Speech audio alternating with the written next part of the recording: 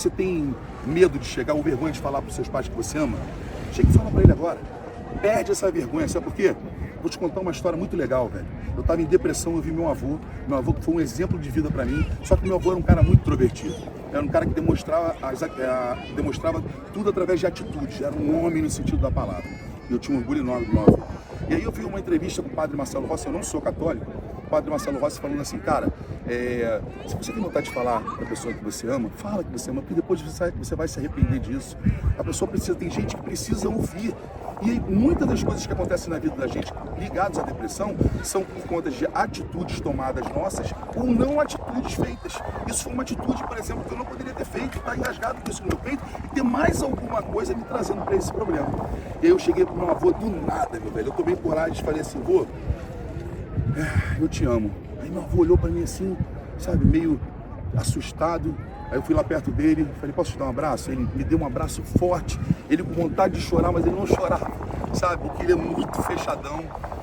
E aí eu falei assim, agora eu vou falar pro meu avô tudo que eu quero em cartinha. Eu sentei, escrevi uma cartinha ali do lado ali, ele ficou meio assim, meio que em choque. Nosso momento de união era o momento que a gente assistiu futebol. Eu sou tricolor, fluminense, meu avô era fluminense, isso veio de berço, né? Acredito que você seja Flamengo por conta do seu pai, da sua mãe, do seu avô, seja vascaíno, seja botafoguense, por conta disso, né? Vem de pai para filho.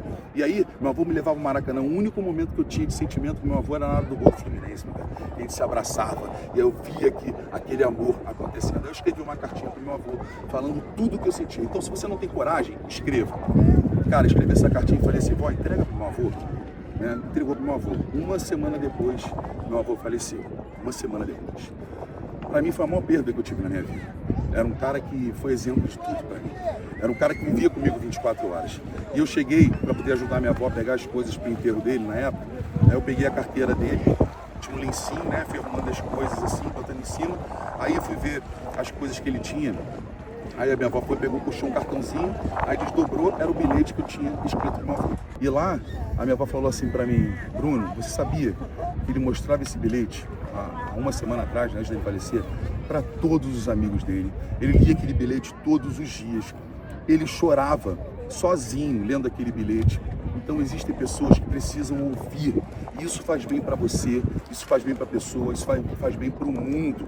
Essa é uma outra estratégia que eu utilizei, que eu tenho certeza absoluta, que se eu não tivesse feito isso, eu estaria extremamente frustrado na minha vida. Então, galera, crie estratégias ao invés de criar problemas, ao invés de inculcar coisas, colocar coisas negativas na sua cabeça.